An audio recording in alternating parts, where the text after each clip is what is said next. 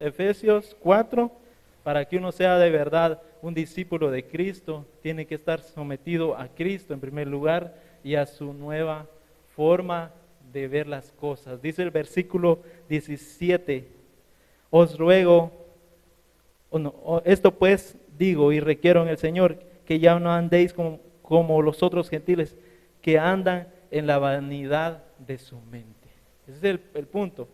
¿Cómo andan las demás personas que no creen en Jesús?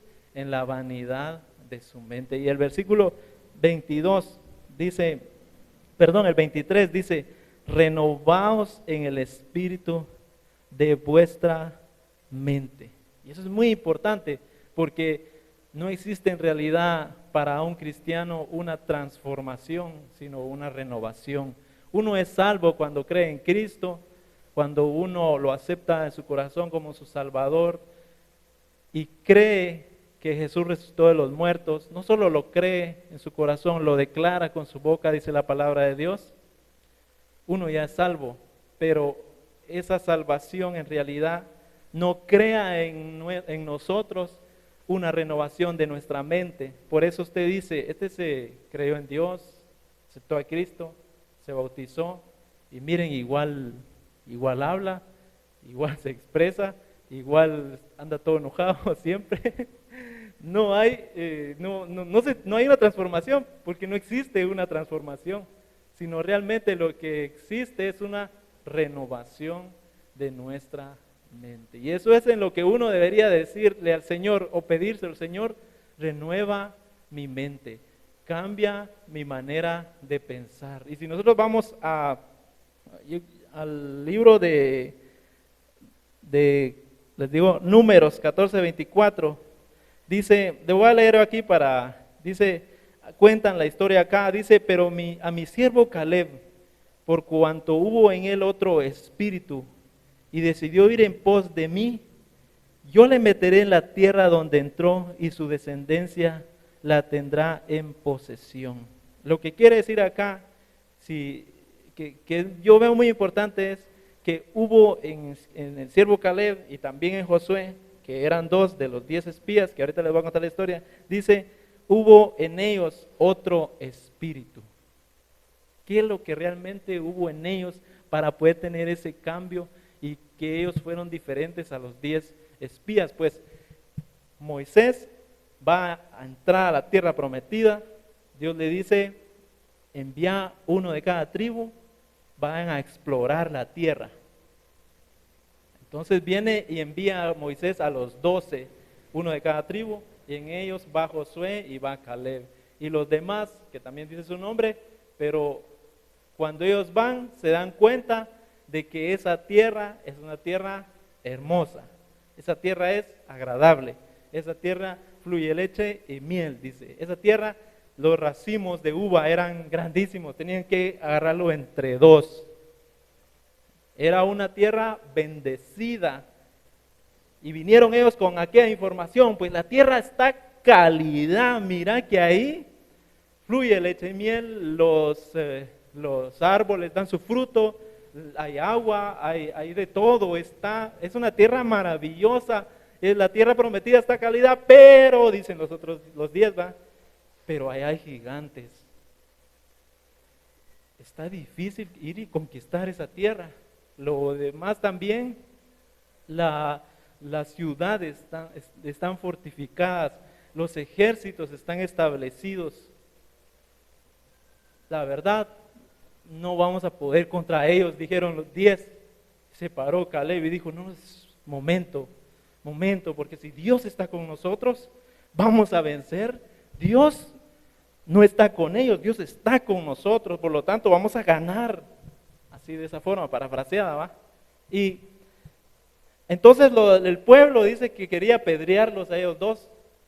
¿Por qué? Porque los del pueblo tuvieron miedo, porque era un reto, estaba bonita la promesa y está bonito la tierra, pero está difícil ir y conquistarla. Y yo sé, porque yo estaba pensando hoy, antes de venir acá, ¿será que ellos tenían razón, lógicamente? ¿Será que los 10 espías tenían razón o no? ¿Tenían razón, sí o no? Sí, ellos estaban diciendo, dando una verdad. ¿Habían gigantes ahí? Sí. Y eran de verdad gigantes, 3 metros medían. Habían ejércitos establecidos. Los israelitas no tenían ejército establecido. Habían ciudades con muros y todo. Sí, era de verdad lo que estaba sucediendo. O sea, la lógica, cuando usted se enfrenta a algo, cuando usted tiene un proyecto, cuando usted va a un trabajo, a un negocio, cuando usted va a estudiar, usted dice, está difícil. Vamos a iniciar un ministerio, una iglesia, está difícil. Es difícil. A lo que uno se enfrenta de día a día es un reto, es un desafío, no es nada sencillo. Es lógico que va a ser difícil. ¿Tenían razón ellos? Sí. El pueblo dice que empezó a llorar ese día y empezó a decir, ¿por qué no nos morimos mejor en Egipto? Mejor regresemos, vamos a designar un capitán. Moisés quiere que nos vamos a morir en frente de Dios. No, vamos a designar un capitán para regresar. Y dice que vamos a apedrear a Josué y Caleb que andan ahí positivos y todo. Y después el Señor dice que los defendió para que no les hicieran daño y se enojó el Señor. Porque no era, o sea, a lo que nosotros nos enfrentamos de diario es difícil. Pero hay algo que no tienen los demás. Hay algo de que los otros 10 espías no tienen y no están viendo. Y es de que todas las luchas a las que nosotros nos hemos enfrentado y todos los desafíos que hemos tenido enfrente, Dios ha estado con nosotros. Y Dios nos ha dado la victoria. Y esa es la fe que nosotros tenemos. Nos levantamos todos los días y decimos, pues no sé lo que va a pasar, pero yo sé quién está conmigo. Y si Dios es por mí, ¿quién es contra mí? Y mayor es el que está aquí adentro que el que está allá afuera. Mi enemigo no importa en realidad. Lo que importa es quién está conmigo.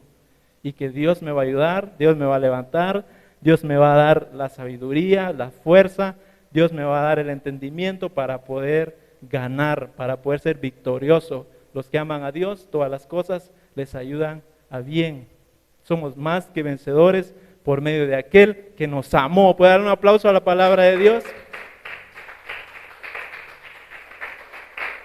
Esa es la fe con la que nosotros tenemos que enfrentar nuestro día a día, nuestra vida. Mire, usted tiene una lucha, todos los días tiene una lucha, pero tiene que levantarse y decir, hay una diferencia ahora, Cristo está conmigo, Cristo está en mí y Él es suficiente para mí. Ahora, lo que pase ya, yo no lo puedo controlar. Lo único que estoy seguro es de que Dios está conmigo y yo voy a vencer. Y todo lo que suceda va a ser para mi bien, porque eso es el resultado de la creencia en Dios. Es de que cualquier cosa que suceda, aunque no se mire bien, aunque se mire un poco descolorida la situación, no importa porque Cristo está en mí.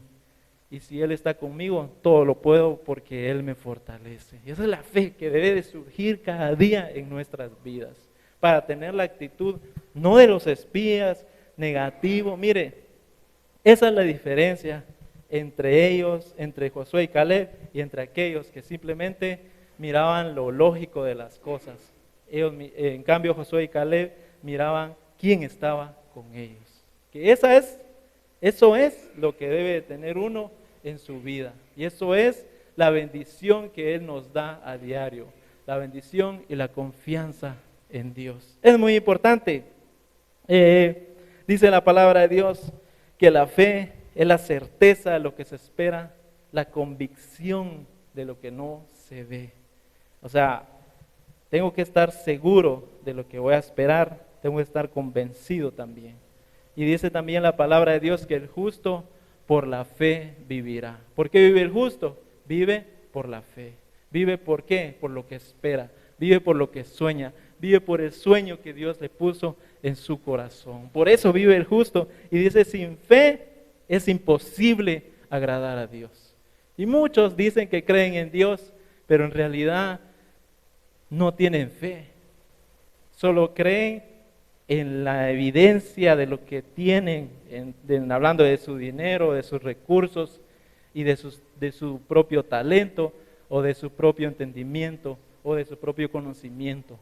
Pero la fe va más allá, porque la fe en realidad es estar seguro, dice, que Dios existe, y es estar seguro también de que Él es galardonador, de que Él premia a los que le buscan. Si usted tiene fe en realidad, usted está seguro que Dios existe, no está pensando, ¿será que Dios existe? Saber si existirá. ¿Por qué? Porque me pasó esto. No importa lo que pase. Usted no está pensando, si Dios, me voy a volver ateo porque ya no voy a creer en Dios, porque Dios no me da el teléfono que yo quiero o los zapatos que yo quiero. O sea, la gente no tiene esa fe realmente en la que no lo tienen que estar convenciendo. Hay que estar convenciendo que Dios existe. No, la fe dice, sabe que Dios existe, y no solo eso, Dios premia, Dios le da un galardón a aquel que lo busca. Entonces, que seamos nosotros gente que cree en Dios, que tiene fe. La fe es, como decía una frase, la fe es superior. La fe tiene una mente creativa, porque ya no tiene ningún miedo, porque ya no tiene nada que lo pueda detener, porque llega un momento en su vida en que está tan convencido de lo que cree que lo va a alcanzar. Y no importa si lo alcanza hoy, mañana, pero sigue esforzándose y nunca se rinde, porque llega a ese punto, a esa atmósfera donde todo es posible. Si yo creo en Dios, todo es posible. La pregunta que le hacía Dios a Abraham y a Sara es, ¿habrá algo imposible para Dios? Usted puede hacerse esa pregunta cuando usted empiece a dudar. Esa pregunta, ¿habrá algo imposible para Dios? ¿Qué cree usted? ¿Cree que para el Creador del cielo y de la tierra, del universo y todo lo que existe, hay algo imposible? Nada es imposible para el que cree, dice nuestro Señor Jesucristo. Esa es la fe. Y entonces ellos dice que tenían otro espíritu, tenían otra forma de ver las cosas, tenían otra forma de pensar. La pregunta sería entonces, ¿cómo tengo yo otro espíritu? ¿Cuántos quisieran ser como Josué y Caleb, tener otro espíritu? Y eso lo que significa es tener otra forma de ver las cosas, tener otra forma de pensar. Y yo sé que la pregunta es, ¿cómo puedo yo tener ese otro espíritu? ¿Cómo puedo tener yo esa otra forma de pensar? Y la verdad, ¿cómo lograron ellos? Yo estaba imaginándome en esta semana, es cómo logró Josué y Caleb llegar a ese conocimiento. Primero, Josué y Caleb pero ellos querían estar cerca de Moisés todo el tiempo. Querían saber qué estaba haciendo, querían ir a donde él iba y así. Cuando Moisés subió al monte a recibir las tablas de la ley, dice que Josué iba ahí detrás. Y como no lo dejaron subir, se quedó ahí esperando hasta que bajara. O sea que es una forma de pensar de que si Dios le habla a Moisés, pues yo tengo que oír qué le dijo, que me cuente, que me diga. Yo quiero saber más y más y más. Dice la Biblia, la fe viene por el oír. Y el oír la palabra de Dios. ¿Cómo puedo tener yo entonces otro espíritu? ¿Cómo puedo tener yo esa manera de pensar? Buscando siempre la palabra de Dios. Como que fuera comida, tengo que querer yo buscarla. Yo recuerdo cuando yo iba al internet y me iba a meter al internet y no había forma de poder ver un video, tenía que verlo uno ahí, ¿va? Entonces yo lo que hacía era que habían predicaciones de los predicadores que salían en la tele, ¿va? Y venía yo y aunque sea texto, yo lo copiaba y lo imprimía.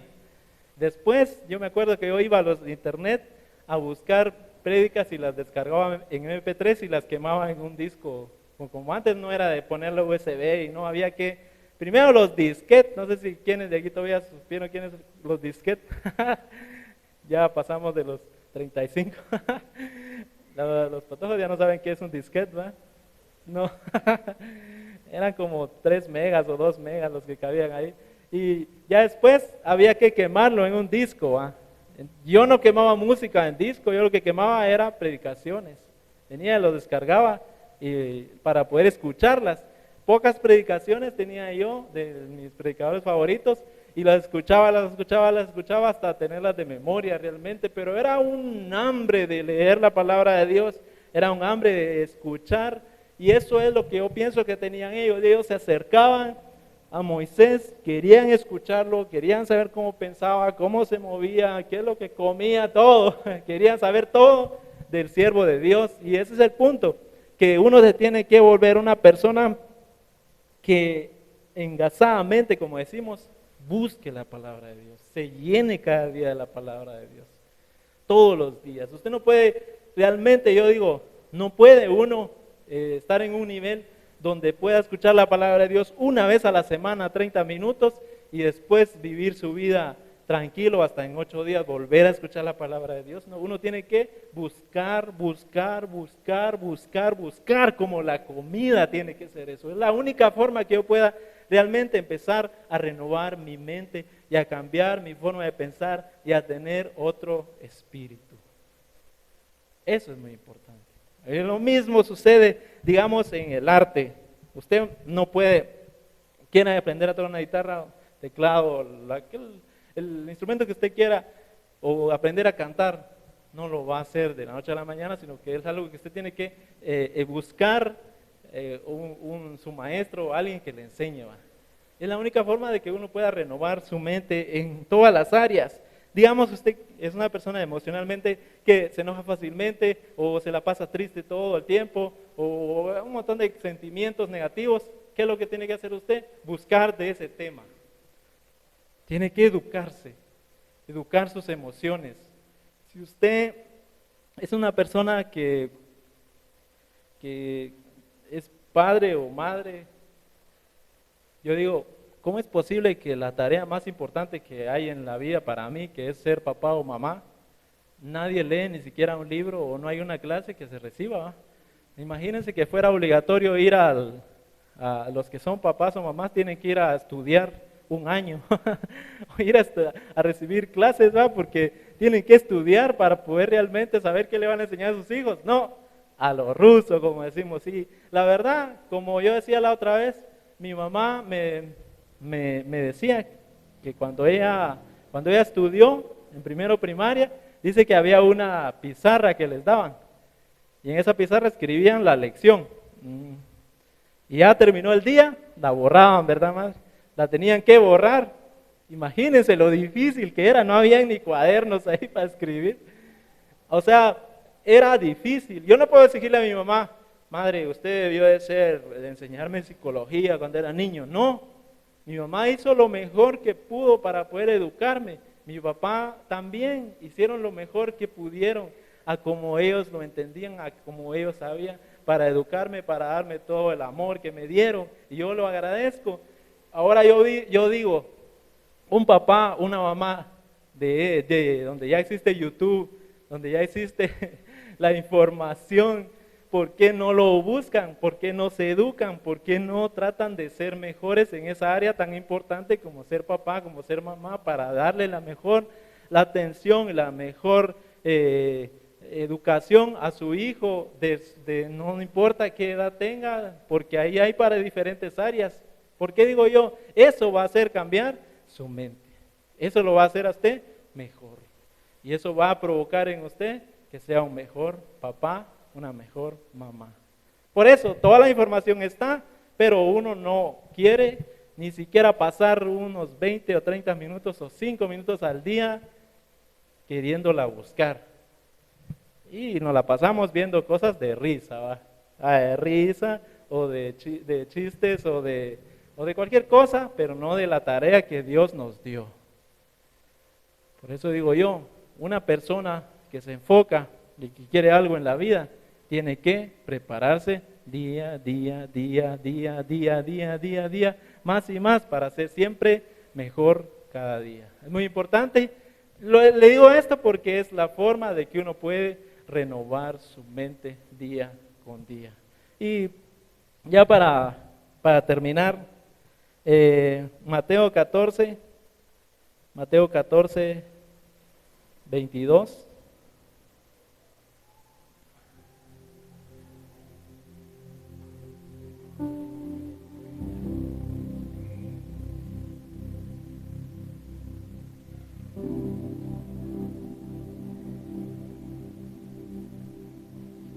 Mateo 14, 22 en adelante dice: enseguida Jesús hizo a sus discípulos entrar en la barca e ir delante de él a la otra ribera, entre tanto que él despedía a la multitud. Subió al monte a orar aparte, y cuando llegó la noche estaba ahí solo, y ya la barca estaba en medio del mar, azotada por las olas, porque el viento era contrario. Mas a la cuarta vigilia de la noche Jesús vino a ellos andando sobre el mar. Imagínense lo que hizo Jesús acá.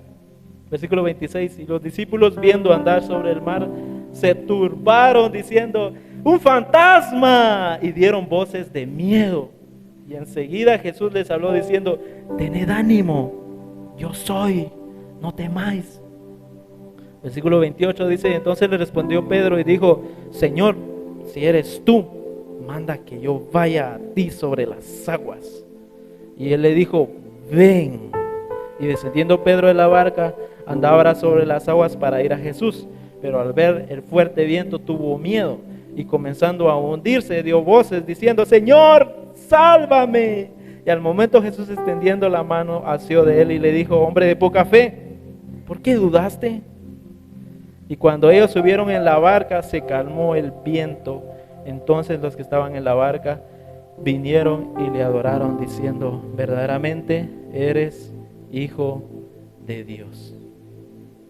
Y yo lo que digo acá es que el milagro de caminar sobre las aguas, de la palabra que le dijo Jesús a Pedro: ven, el poder que Dios le dio a Pedro para poder realizar eso de caminar sobre el agua, todo es Dios.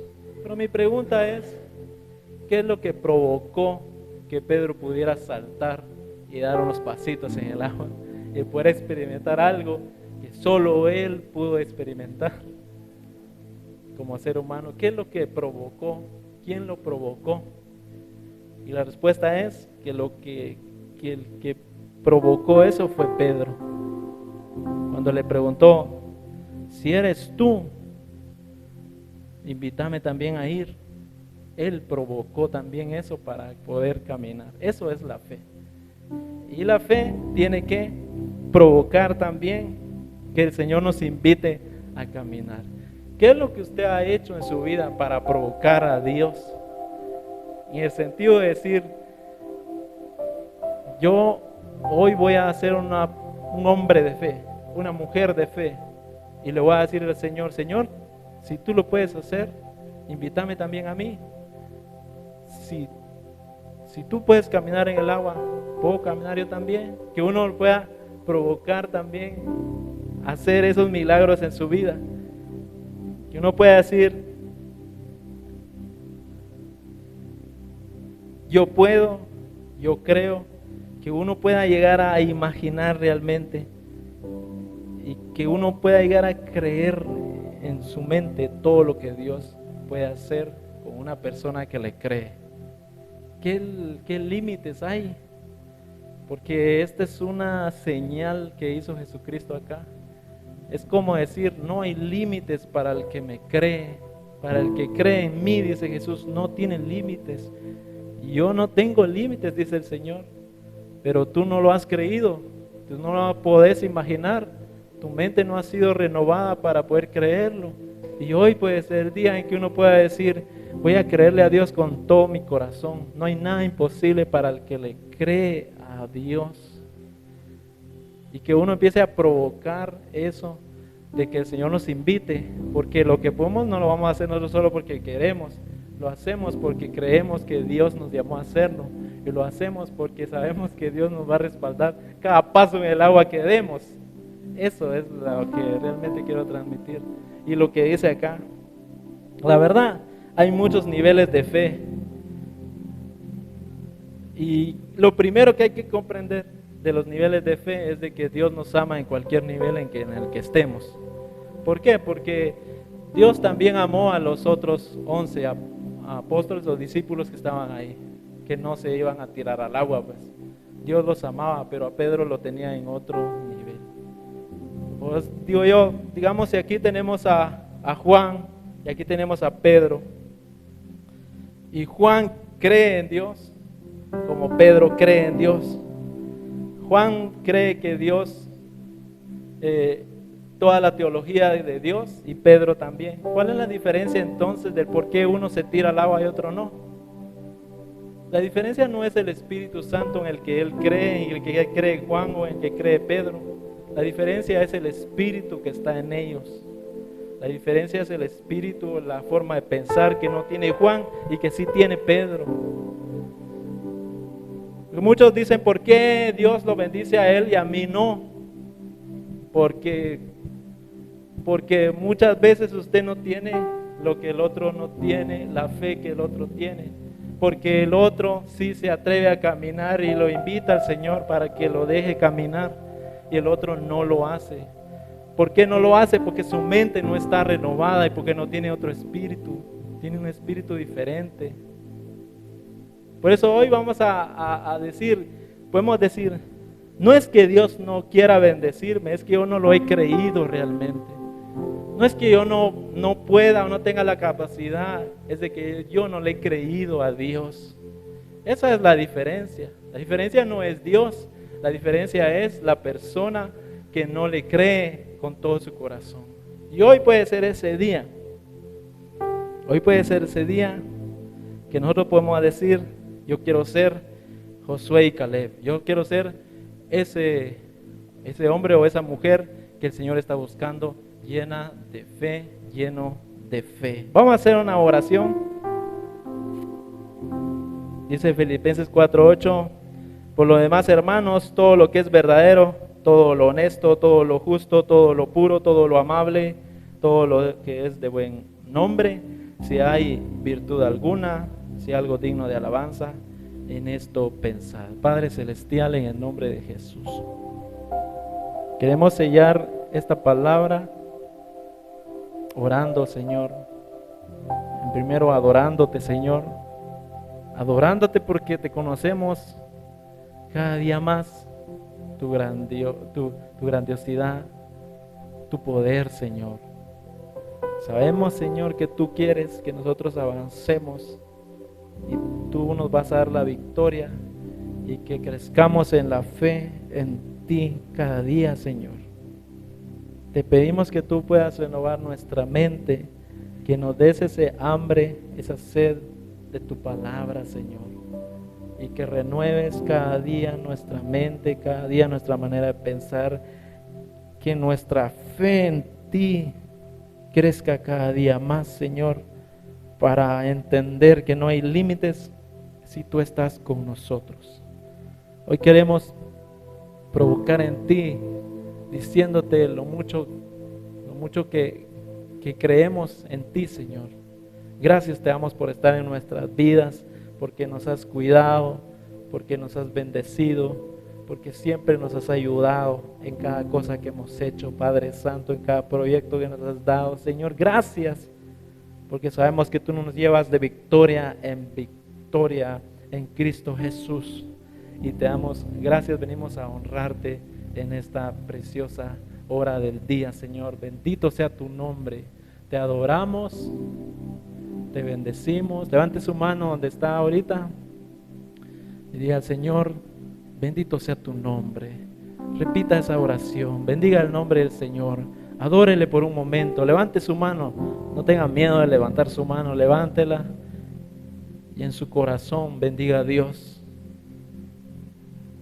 Dice la palabra de Dios: bendice alma mía a Jehová. Bendice alma mía a Jehová y no olvides ninguno de tus beneficios. Y que nuestra alma, nuestra mente, nuestro corazón pueda adorar a Dios en este momento y nunca olvidarse de todas las maravillas que ha hecho en nuestras vidas, porque Dios ha sido fiel. Con mano poderosa nos ha librado, con mano poderosa nos ha bendecido y Él está con nosotros siempre. Te adoramos, Señor. Bendecimos tu nombre en este momento. Que la gloria siempre sea para ti, Señor, de cada evento, de cada cumplimiento, de cada palabra que tú nos has dado, Señor. Que la gloria sea siempre para ti, Padre Santo. Gracias, Señor. Bendito sea tu nombre. Te adoramos y te bendecimos en el nombre de Jesús. Amén y amén.